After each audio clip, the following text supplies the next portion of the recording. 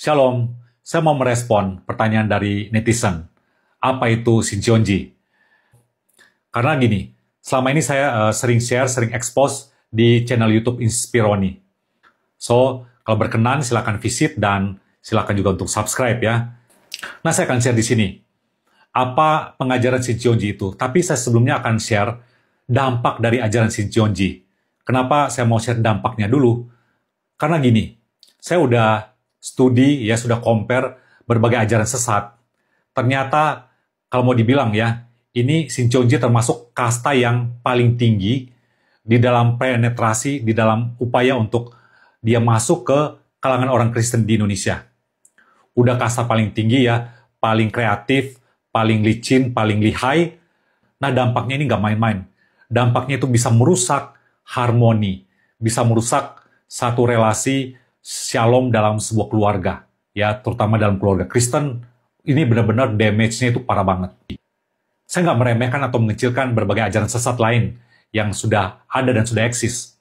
Tapi saya berani bilang bahwa daya rusak dari Shincheonji ini terutama dalam keluarga itu benar-benar parah banget. Saya akan mulai dengan contohnya. Saya punya seorang teman, dia dari Kalimantan, dan dia mengatakan bahwa ibunya sama adiknya serta tantenya sudah ikut ajaran Shincheonji. Dan pada waktu itu di masa pandemi ya, dia WA saya, dia mengatakan sudah setahun lebih, sudah nggak ada omongan, nggak ada komunikasi. Karena ibunya ini, dia sampai dengan tega mengatakan ke anaknya, kamu benihnya setan, kamu ini benihnya iblis. Karena itu yang diajarkan oleh Shincheonji. Coba kalau dikatain seperti itu bikin emotional damage, ya. Itu namanya spiritual abuse. Lanjut, contoh kedua, ada seorang perempuan ya, dia orang Batak, dia komen di channel YouTube saya. Nah, sayang videonya itu sudah di take down ya, di request oleh seorang netizen Korea yang pendukung Shincheonji. Dan perempuan ini, dia ngomong hal yang sama. Jadi, dia mengatakan, tadinya keluarga kami rukun harmonis. Tapi begitu ada yang sudah masuk ke dalam Shincheonji, waduh, konflik sering muncul. Dan dia mengatakan kami ini pokoknya nggak bener lah ya, mirip dengan yang disampaikan oleh si kawan tadi ya, yang ibunya ngomong seperti itu, melabel, wah kalian ini benih iblis ya, benih setan.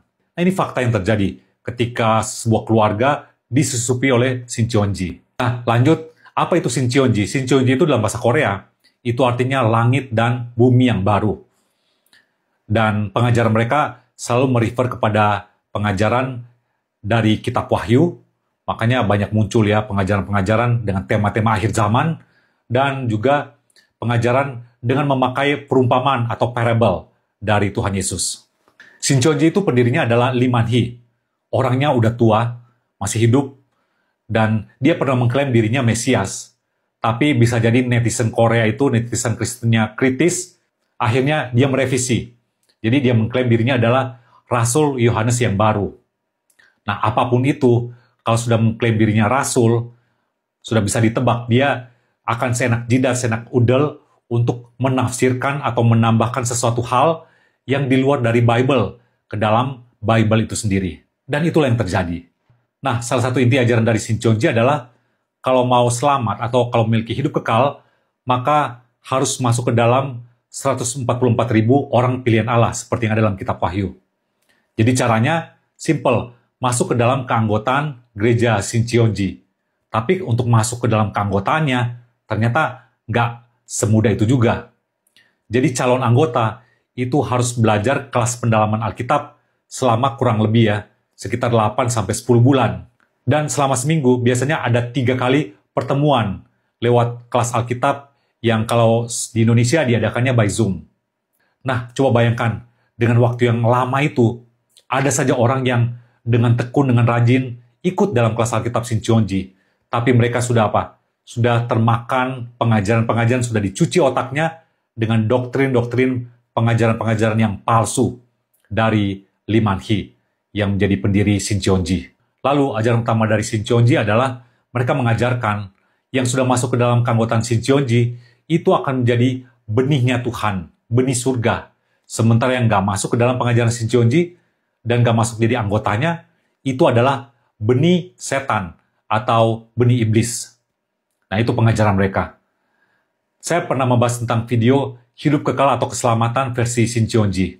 Dan mereka nggak mention sama sekali tentang pengorbanan Tuhan Yesus. Jadi ini ajaran yang bahaya banget, ya.